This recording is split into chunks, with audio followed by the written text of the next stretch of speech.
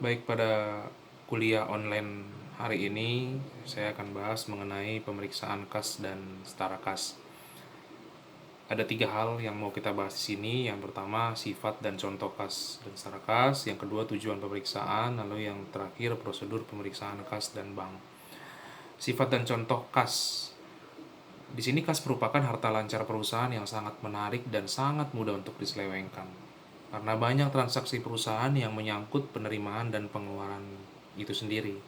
Makanya perlu dibuatkan atau perlu disusun internal kontrol yang baik atas kas dan setara kas. Berikutnya contoh kas dan bank menurut SAK, yaitu kas merupakan alat pembayaran yang siap dan bebas digunakan. Lalu setara kas ini sisa rekening giro perusahaan yang dapat digunakan secara bebas. Ya, jadi berbeda. Lalu contoh kas dan bank. Ada kas kecil, itu bisa dalam bentuk mata uang rupiah ataupun asing.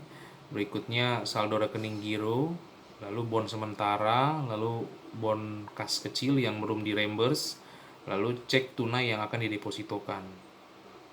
Nah, yang bukan termasuk kas dan setara kas adalah deposito berjangka, lalu cek mundur atau cek kosong, dana yang disisihkan untuk tujuan atau sinking fund namanya ya, lalu rekening giro yang tidak dapat segera digunakan atau dibekukan. Lalu apa saja sih tujuan pemeriksaan audit di sini? Yaitu ada beberapa, ada 5 ya. Yang pertama, memeriksa apakah terdapat internal control yang baik. Itu tujuan pertama. Lalu tujuan yang kedua, untuk memeriksa apakah saldo kas dan bank betul-betul ada dan dimiliki perusahaan. Berikutnya, untuk memeriksa apakah ada pembatasan untuk penggunaan saldo kas dan bank. Lalu yang keempat, untuk memeriksa apakah saldo kas dan bank dalam valuta asing sudah dikonversikan ke dalam bentuk rupiah menggunakan valuta menggunakan kurs tengah BI maksud saya. Lalu yang kelima, untuk memeriksa apakah penyajian di neraca sudah sesuai dengan PIBU atau prinsip akuntansi yang berlaku umum. Ya. Nah, langsung saja kalau kita memeriksa kas dan setara kas ini, yang pertama kita lihat yaitu gini, internal control yang baik, maka luas pemeriksaan dalam substantif tes dapat dipersempit. Jadi yang paling pertama kali kita cek itu internal kontrolnya seperti apa. Jadi kalau internal kontrolnya sudah cukup baik atau kuat, jadi bisa dipersempit luasan daripada skop pemeriksaan kita. Nah, ciri-cirinya gimana sih? Yang pertama itu adanya pemisahan tugas dan tanggung jawab antara bagian penerimaan dan pengeluaran dengan bagian pencatatan dan bagian otorisasi. Itu tidak boleh digabungkan. Lalu yang kedua, pegawai yang membuat rekonsiliasi bank harus selain yang mengerjakan buku bank, nggak boleh orang yang sama. Lalu berikutnya, digunakan impress fund system dalam mengelola kas kecil. Ya. Lalu yang keempat, penerimaan kas, cek giro harus disetor ke bank paling lambat keesokan harinya. Jadi nggak boleh di pending itu. Pak, kalau misalkan hari Jumat, kan Sabtu bank tutup. Jadi kira-kira gimana? Oke, dari Jumat ke Senin gitu. Ya. Lalu berikutnya lagi, uang harus disimpan di tempat yang aman. Ya entah dalam bentuk berangkas besi atau apapun itu. Lalu uang harus dikelola dengan baik. Jangan dibiarin menganggur. Ya, ketujuh, belangko cek dan giro harus disimpan di tempat yang aman. Dihindari penandatanganan cek dalam bentuk belangko, itu nggak boleh. Lalu penandatanganan cek harus dilampiri bukti pendukung. Lalu sebaiknya cek dan giro ditulis nama, atau ditulis atas nama dan ditandatangani oleh 2 orang, nggak boleh 1 orang. Tujuannya apa? Supaya bisa dilakukan check and balance antara siapa yang mencatat dengan siapa yang menerima, gitu ya. Nah, yang berikutnya kasir sebaiknya diasuransikan. Itu nggak boleh kita biarkan begitu aja, karena pada saat terjadi pencurian atau apapun itu yang tidak diinginkan, perusahaan dapat mengantisipasi. Lalu berikutnya, gunakan kwitansi bernomor urut yang tercetak ya, jadi supaya tidak dapat dipalsukan nomor tersebut. Lalu bukti pendukung pengeluaran kas yang sudah dibayar harus distempel lunas ya. Nah, untuk memahami internal control, ya kalau bisa lakukan tanya jawab sama klien dulu. Jadi bikin dalam bentuk flowchart atau dideskripsikan pun nggak ada masalah gitu. Ya. Oke. Lanjutnya, evaluasi internal control yang ada, lalu bisa tarik kesimpulan sementara apakah IC-nya atas kas tersebut sedang, lemah, baik. Nah, itu bisa dikalkulasikan sama kita oleh auditor di awal. Lalu kalau IC-nya baik ataupun sedang, lakukan dulu tes ketaatan untuk membuktikan apakah IC sudah berjalan efektif atau tidak. Di sini IC saya bilang internal control ya, jadi supaya gampang menyebutnya IC saya bilang. Nah, baru sampel yang diambil itu biasanya bukti penerimaan dan pengeluaran kas dan bank ataupun nomor cek dan giro gitu. Lalu jika isinya lemah, nggak perlu mengadakan tes ketaatan, tapi langsung melakukan substantif tes yang diperluas. Itu udah otomatis tanpa melakukan tes ketaatan, langsung kita perluas scope auditnya. Nah, berikutnya untuk memeriksa apakah saldo kas dan bank betul-betul ada dan dimiliki perusahaan. Gimana caranya? Lakukan case opnam atau kirim konfirmasi bank. Ya. Lalu memeriksa apakah ada pembatasan untuk penggunaan saldo kas dan bank. Kalau ada pembatasan saldo kas ataupun bank, maka tidak dapat dilaporkan sebagai kas atau bank di harta lancar. Nah, untuk memeriksa apakah saldo kas dan bank dalam valuta asing sudah dikonversikan ke dalam rupiah menggunakan kurs PI, ya kita harus lihat. Misalkan kursnya 1 US itu 9.000 misalkan. Kurs belinya itu 10.000. Nah, kurs tengahnya itu harus 9.500. Jadi selisih kurs itu dibebankan ke rugi atau laba tahun berjalan gitu.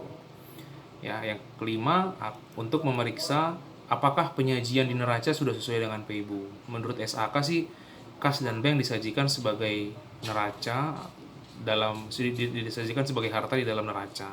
Itu maksud saya.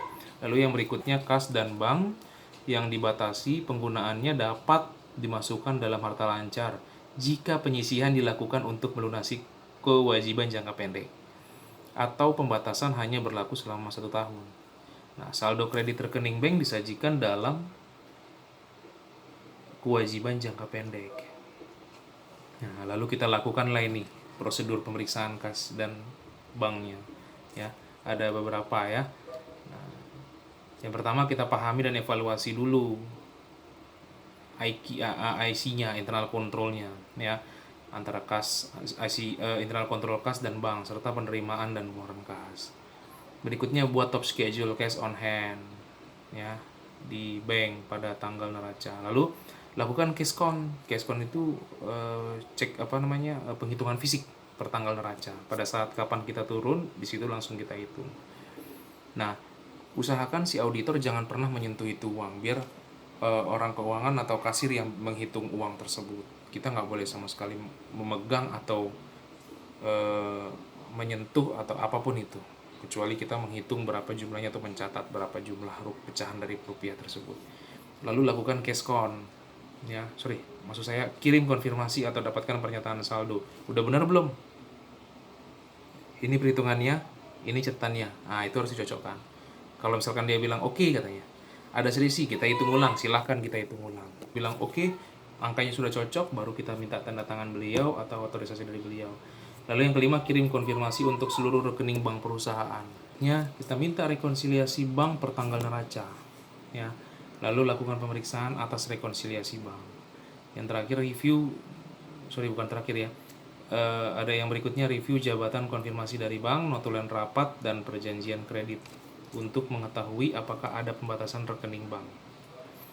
Nah, berikutnya lagi periksa interbank transfer ya kurang lebih 1 minggu sih sebelum dan sesudah tanggal neraca. Kita mau tahu ini ada yang namanya kitting ya.